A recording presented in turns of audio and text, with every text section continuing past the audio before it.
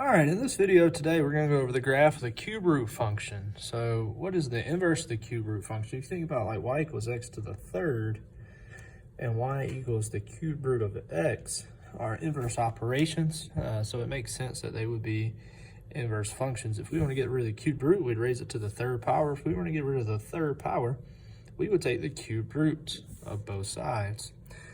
So we're going to graph the inverse of the cube root function, which is y equals x to the third. Negative 2 to the third is negative 8, so the point negative 2, negative 8 would be on the graph. Negative 1 to the third is negative 1, so the point negative 1, negative 1 would be on the graph. 0 to the third is 0, so the point 0, 0 would be on the graph.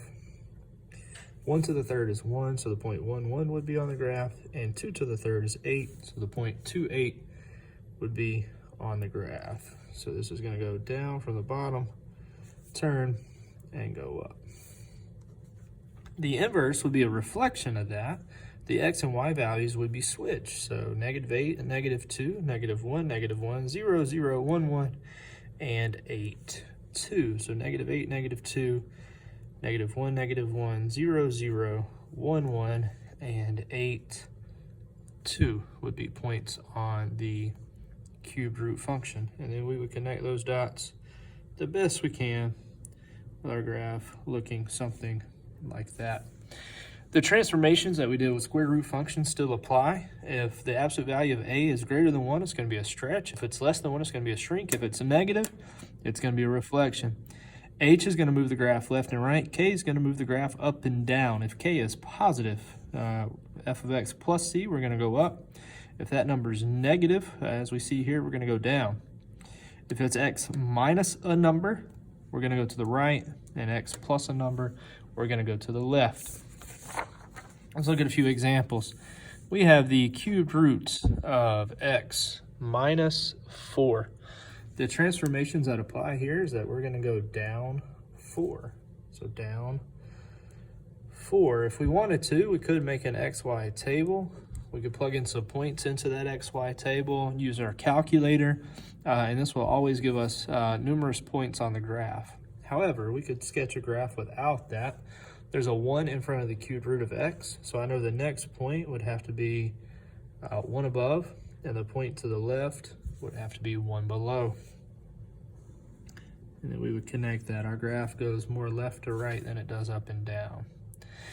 All right, over here, we know that this is going to move the graph left 2. The 3 is going to be a stretch by 2. So that's going to take these points, stretch by 3. That's going to take these points right here, and it's going to really stretch them apart. So we're going to go left 2. And now, since there's a stretch by 3, instead of going up just 1 point, we're actually going to go up 3 points now. 1, 2, 3.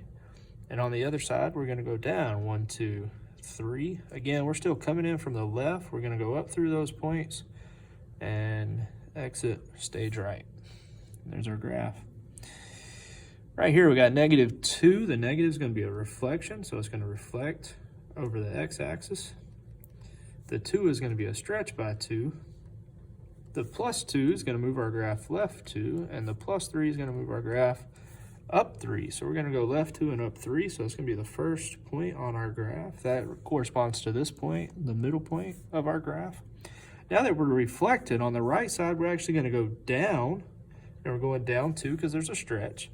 And on the left side, we're actually going to go up 2 because it's been reflected. So we see the graph here is actually going down to the right instead of up to the right. Over here, the 1/2 is a shrink. So these points here, these 3 points here are going to be a lot closer than they were here, and a little bit closer than they were here.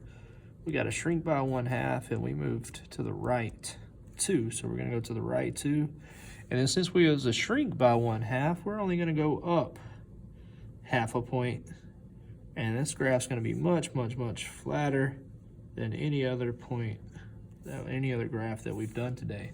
These kind of look like waves. So the bigger the shrink, the bigger the wave's going to be, like an ocean wave. And the smaller, or the bigger the stretch, rather, the bigger the wave's going to be. And if we have no stretch or shrink, it's going to look something like this. And if we actually have a shrink, the wave's going to be much smaller. Alrighty, in this case, we're given an equation, or given a graph and asked to come up with the equation. So the first thing we want to do is say, is it a cube root function or is it a square root function? Our first graph's definitely a cube root function. We want to find what transformations have happened. So we start, the middle point will start at 0, 0. That point has moved here. So this graph's actually been shifted down 2. The next point is 1 above, so I know there's no stretch or shrink because the multiplier here would be 1. So we have the cube root of x, and to go down to minus 2. We will start over here at 0, 0. This is also the cube root function. It looks like our graph has been moved to the left 1. So our graph's been moved to the left 1. It also looks like it's been reflected because the graph's going down instead of up. And then if we look at the next point to the right, it looks like it's been stretched. And the next point to the left, those 3 points there, the multiplier here would be 2, negative 2, because the graph's going down. And we move to the left 1, and left 1 would be x plus 1. If we look at this graph, this is a square root function, just the square root of x, both of them are. We went from 0, 0 to this point here. Looks like we went to the right 2 and up 1. This point right here is not at the 1, it's only at 1, it looks like about 1/2. So it does look like that a shrink has occurred here. We don't know exactly what that number is. It looks about half, so we're going to assume that the shrink is 1/2. So the multiplier there would be 1/2. We went to the right 2, so it'd be x minus 2 inside the parentheses and plus 1 outside the parentheses. And last but not least, we started at 0, 0. We've moved here, so it looks like we went left 1, 2, 3. So left 3, and it looks like we went down 2. It also looks like there's a stretch because it looks like we're bigger or standing up more. So if we count the number of boxes here, 1, 2, 3, vertical distance between our starting point and the next point, so our multiplier would be 3, so there's definitely a stretch by 3, so we get 3 times the square roots.